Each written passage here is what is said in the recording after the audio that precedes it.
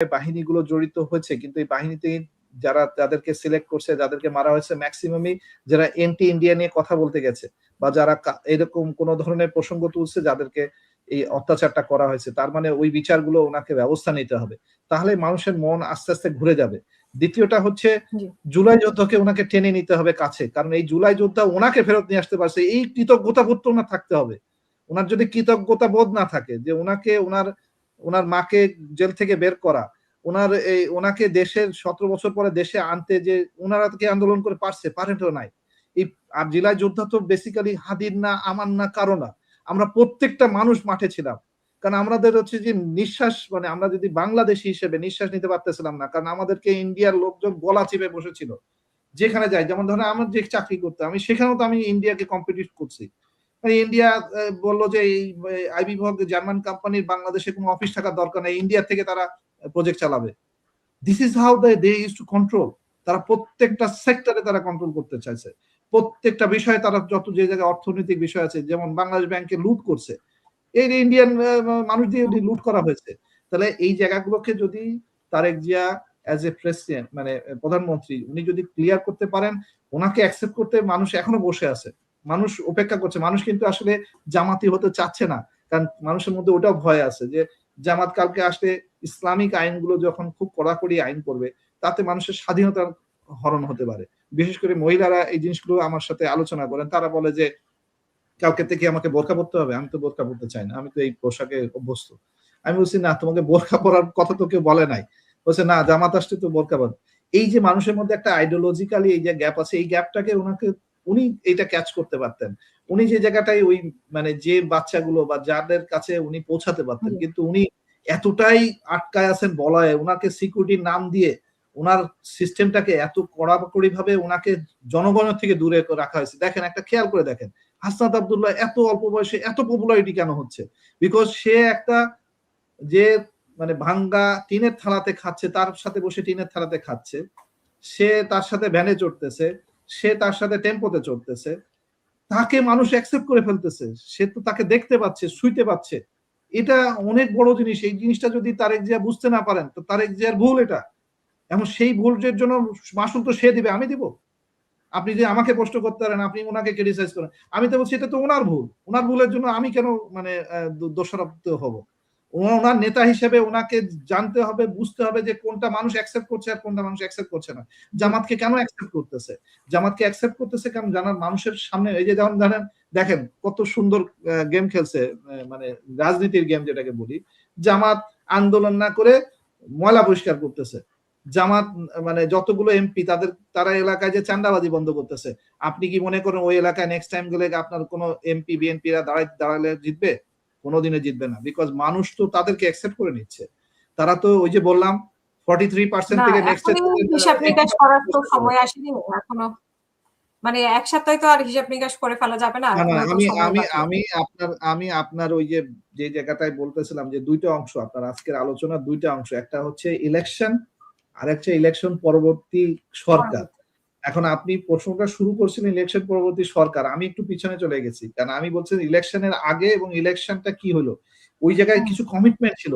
ইলেকশনে আসার আগে বিএনপি কমিট করেছে যে আমি নিজেও হ্যাঁ ভোটে দিচ্ছি।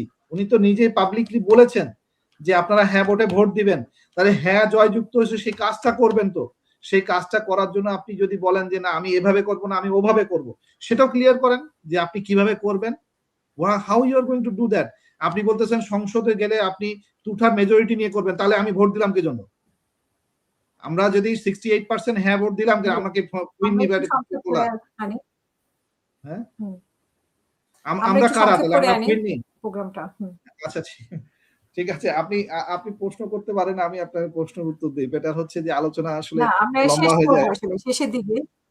হ্যাঁ, লম্বা করতে চাচ্ছি না, আপনার ইন্টারনেটও আমি মাঝে মাঝে হারিয়ে ফেলছি আর কি আপনাকে। আচ্ছা সরি, আমরা শেষের দিকে।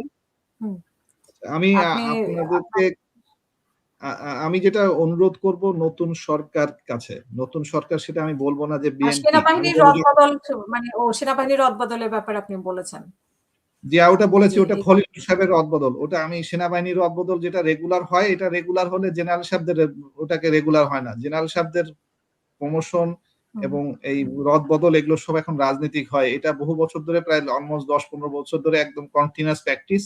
ওটা আমরা দেখে অভ্যস্ত। ওইটাতে আমি যদি একজন প্রাক্তন সেনাপ্রধান মানে সেনা বাহিনীর সদস্য হিসেবে আমি যদি মনে করি এটা হচ্ছে বেসিক্যালি ওই যে মানে খলিল সাহেবের গুটি চালাচালি চলতেছে। উনি কাকে কোন জায়গায় বসাবেন, উনি কিভাবে কন্ট্রোল মেকানিজম করবেন, ওগুলো উনি খেলতেছেন। ঠিক আছে, ওইটা আমি ওই প্রসঙ্গে আমি টানি না, কারণ আমি আসলে ন্যাশনাল বিষয় নিয়ে আলাপ করতেছি। আমি যেখানে আলাপ করতেছি সেটা হচ্ছে আচ্ছা, আমি আপনাকে একটু মানে মূল জায়গাটার মানে মূল অংশের যে আলোচনাটা সেটা হচ্ছে ইনকলাব জিন্দাবাদ এই শব্দটা নিয়ে খুব সমালোচনা চলতেছে গত এক সপ্তাহ। এই সমালোচনাটাকে সমালোচনা না করে এটাকে যদি রাজনৈতিকভাবে গ্রহণ করে এবং সেটাকে মানুষের কাছে প্রেজেন্ট করা যায়, তার মধ্যে দুইটা জিনিস খুব এই মুহূর্তে স্পেসিফিক, সেটা হচ্ছে হাদির হত্যার বিচার। এটা যদি ইনকলাব মঞ্চকে উনি মনে করেন যে উনি পুলিশ দিয়ে থামাই দিতে পারবেন, আমি ওনাকে রিকোয়েস্ট করব এই কাজটা যেন উনি না করেন। এটা করলে আরেকটা আন্দোলনের বিস্ফোরণ হবে এবং এই ধরনের ভুল যদি উনি করে থাকেন, সবচেয়ে বড় ভুল উনি এটা করবেন, কারণ উনি ধারণা করতে পারতেছেন না মানুষের ভিতরে ক্ষোভটা কোন পর্যায়ে আছে। মানুষ যখন রাস্তায় বেরোয় যাবে, কোনো আর্মি, কোনো পুলিশ, আর আপনাকে আমি একদম পরিষ্কার ভাবে একটা উদাহরণ দিয়ে বলে দিই, পুলিশের মানসিক ভাবে ওই ধরনের কোনো জোর আর নাই। যে পুলিশ পালায় যায়, যে দৌড়ায়, ইউনিফর্ম খুলে আন্ডারওয়্যার পরে দৌড়াইতে দেখছি, আমি আমার নিজের চোখে দেখছি।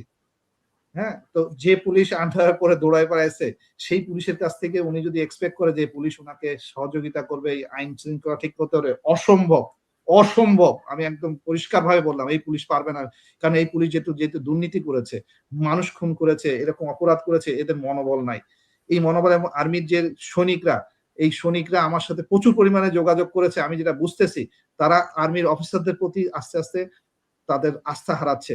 আমার কথা হচ্ছে এটা একটা দেশের জন্য খুব খারাপ একটা ইন্ডিকেশন। আমি রিকোয়েস্ট করব উনি একজন প্রধানমন্ত্রী হিসেবে খুব শীঘ্রই এটা রিপেয়ার মেকানিজমে নেমে যাবেন।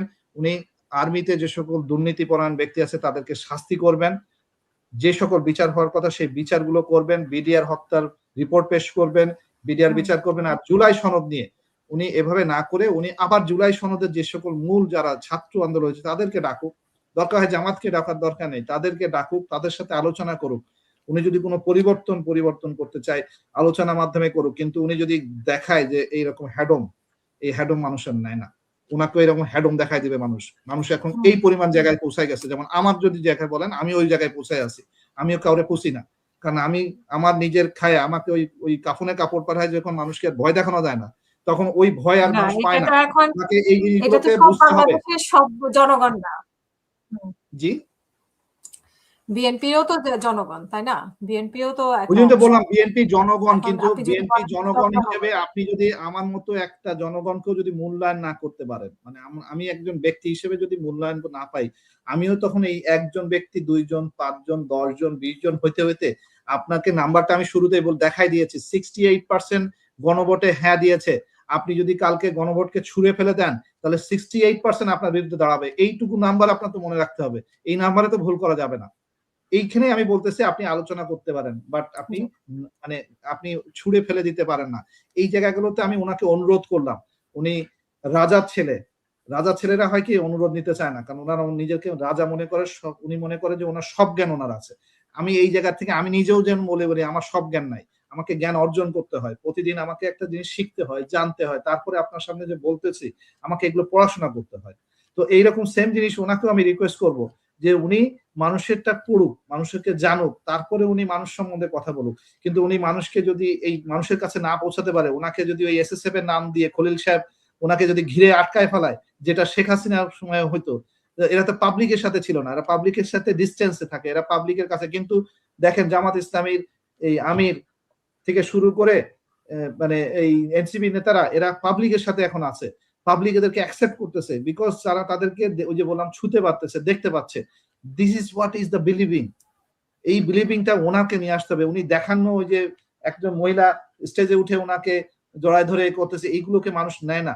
মানুষ এই সংখ্যাগুলোকে কাউন্ট করে যে আপনি কতবার কত পাবলিকের কাছে ছিলেন, আপনি কতবার হাদির ইনকলাব মঞ্চকে আপনি ওখানে একটা রিপ্রেজেন্ট পাঠান। ঠিক আছে, যাই হোক, আমি দেশের শান্তি চাই। আমি আবার চাই যে আরবার একটা জুলাই ফেরত না আসুক। সাবধান করছি সবাইকে, সবাইকে মানে সবাইকে, যারা ক্ষমতায় আছেন, যারা ক্ষমতায় নাই, এটা মৃত্যু। আমি তো নিজের চোখে জুলাইয়ের মৃত্যুগুলো দেখেছি। আমার ট্রমা আছে। আমি ওই ট্রমা আবার পেতে চাই না। এবারে কিন্তু খুব খারাপ হবে। কারণ হচ্ছে আপনারা এই যে জিনিসটা মনে রেখেন যে ইনজিউরড সে যখন ২য় বার যুদ্ধে আসবে তার কিন্তু ওর ভয় ডর নাই। সে আরো মারাত্মকভাবে আসবে। এবারে যদি যুদ্ধ হয়, এবার জুলাই যোদ্ধা কিন্তু কোন রাজনীতিবিদ আর রাখবে না বাংলাদেশে। কোন রাজনীতি হবে না বাংলাদেশে। বাংলাদেশে হবে হচ্ছে শুধু প্রতিষ্ঠা হবে ন্যায় এবং যে লোক পারবে বাংলাদেশকে চালাইতে তাদেরকে ক্ষমতায় রাখবে মানুষজন। আর না হলে সবাই রাজনীতি বন্ধ করে দেবে। কোন রাজনীতি বাংলাদেশে আর থাকবে না। এই জিনিসটা যেন ওরকম না আসে। এটা ওনাদের জন্য একটা সাবধান বাণী হিসেবে আমি বলতেছি। আমি খুব সাধারণ মানুষ, কিন্তু আমি সাধারণ মানুষ হিসেবেও আমি ওই জুলাই যোদ্ধা দেখেছি।